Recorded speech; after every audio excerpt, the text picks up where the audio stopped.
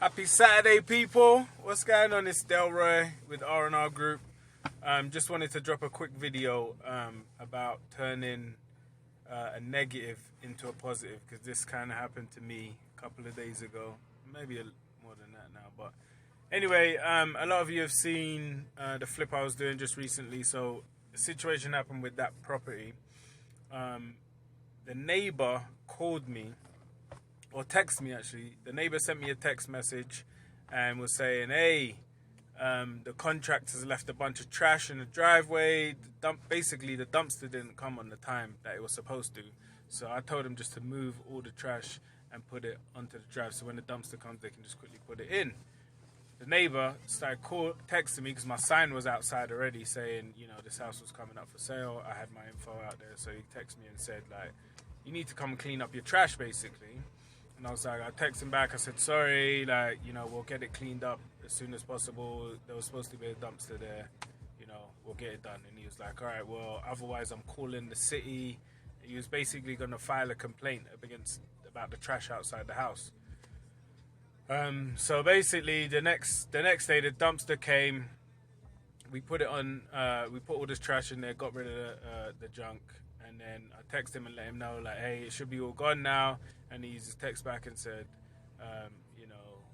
he didn't even reply to me. He didn't even reply. I texted him, just told him what happened. He didn't reply. I didn't let it affect me. It wasn't affecting my day at all. Obviously, he's coming at me in a negative way. For me, it's not really changing anything I'm doing. I'm still doing exactly what I was doing. So that's number one. Is if negative stuff is coming at you, don't let it knock you off of your path that you're going on. I could have gone back or texted him back or said look, this is very, very rare, or why is he complaining, or got upset about it. It wasn't nothing to me. Then after that, actually the next day is when we put the house on the market, got the house under contract, full price, blah blah. And I thought, oh, do you know what, that guy next door is a homeowner. I'm gonna let him know this is good for his neighborhood anyway.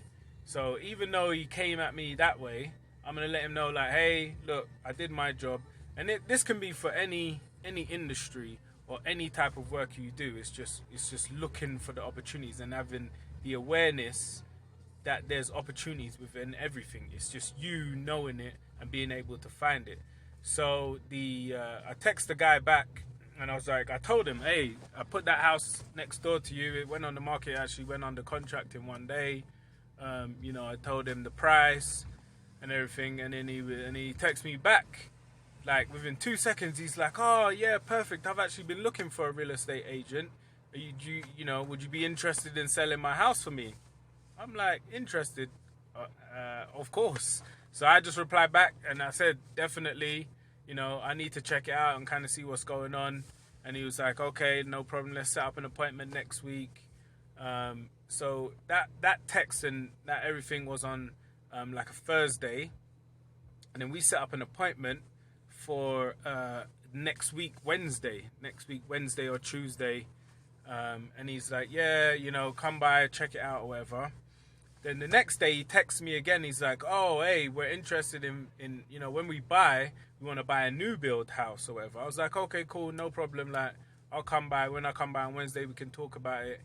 And then he's like, well, we've seen the new build already, but they don't have the land available to build the house on. The land's not going to be available for 6 months.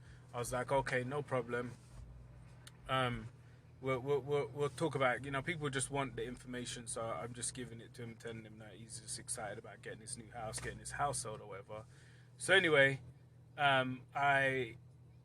Saturday morning, he gets an email from the new build company saying the plots have come available. So he texts me at 8 a.m. and was like, hey, the plots have come available. We want to go there at 10, so can you come here at 9? I jumped, ready to go. Opportunity, I'm going to get it. So I text back, said, yep, I'll be there at 9 o'clock. Went to his house, signed the paperwork to sell his house right next door to my flip that I just did. And then we drove from that house, went to the new build that he had already found, and basically signed the paperwork to purchase that home as well. So all of this came from me sending that text message and being responsive to that person who was just actually telling me to move the trash off the front yard.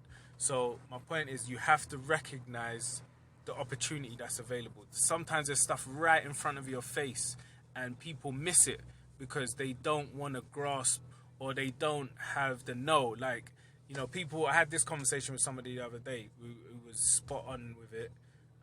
Basically, that they were saying, like, you know, she was working with people and, you know, they claim to be hustlers. Everyone's a hustler. Like, I've definitely got hustle in me. All entrepreneurs have got hustle in them. Like, you can't be an entrepreneur if you don't have hustle. But there's a lot of people that are hustlers that can't be entrepreneurs. There's a difference. Like, you have to be able to see opportunity and turn opportunity into a business and not be varied on whatever it is else that's out there for you. There's a million different ways, but to actually change your hustle into an actual business is when you become an entrepreneur.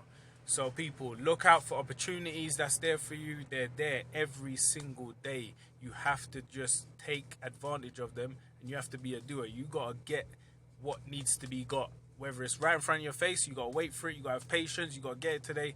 Whenever it is, you gotta have the antenna and the knowledge to